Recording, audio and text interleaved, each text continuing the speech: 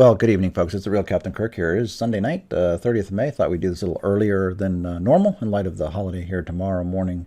Looking at, first of all, a recap of last week across the world here. Now, this is on a retail Federation calendar, so the big map here is mean temperatures versus a year ago. Here in the U.S., about 3.3 degrees cooler than last year, coldest in 4 years, 17th coldest in 36 years. Again, it was a topsy-turvy week, warm start, and then just a frigid, obviously epic finish here that we've had over the Memorial Day weekend here.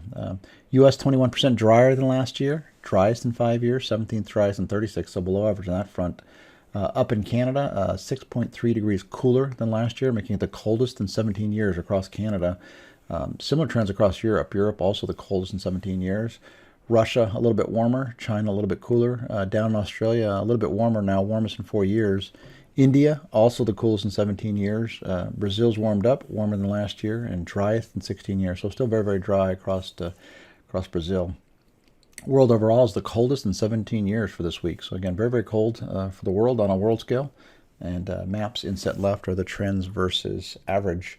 Looking at a recap here of May, since it's only about one more day in the history books here, but May for the most part, just a tad warmer than last year, but still making it the 15th coldest in 36 years. A little misleading. We'll look at that, how the epically cold conditions here on Memorial Day weekend has changed the month overall. But 14% drier versus last year, driest in 9 years nationally. So 15th driest in 36 years, so below average for sure on that front.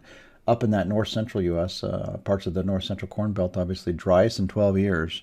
Minnesota's been the driest in 36 years, so extremely dry conditions up there in the north-central. They've had some spotty rains out of late, but again, overall, not much.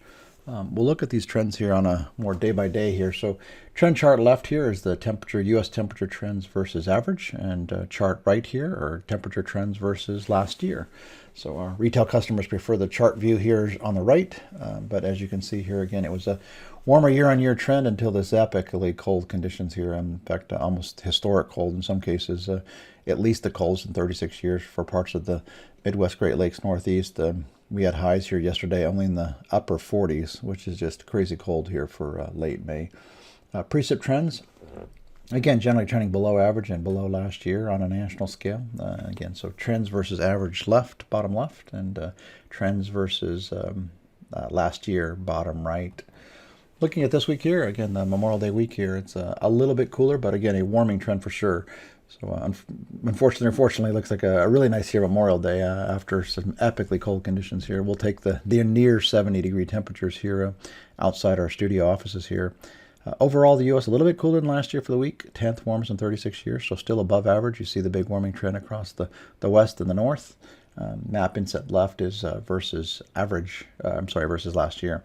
Looking at the precip on the map left here, a little bit wetter than last year, but still 7th least in 36 years, so below average precip. And again, you see the continued dry trends in the northwest part of the country into the central U.S. Looking at next week here, again, hard to believe we're already getting to the second week of June here, but warming trend for sure. 2 degrees warmer than last year, warmest in 6 years, second warmest in 36 years, so very, very hot here. We're going to go from one extreme to the next. Probably make the big jump right into summer here. So again, northeast, you're frigid right now. Had some snow up in Vermont here this holiday weekend, and won't be long here. We're talking about 90-degree temperatures. Again, in the northeast, Great Lakes, Midwest. Precip map here may be a little bit overdone, but 8% wetter than last year, 14th wettest in 36 years. We'll look at the world outlook overall here for the next 2 weeks. Again, you see the U.S. overall for the next 2 weeks. Warm north, cold Texas. So a little bit of a flip-flop pattern here, but warming in Western Europe. And again, precip map versus average is inset left. We had an interesting evening here tonight, Sunday night. Big bolt of lightning. Hopefully this animation here will show you the lightning and the loud thunder we had here.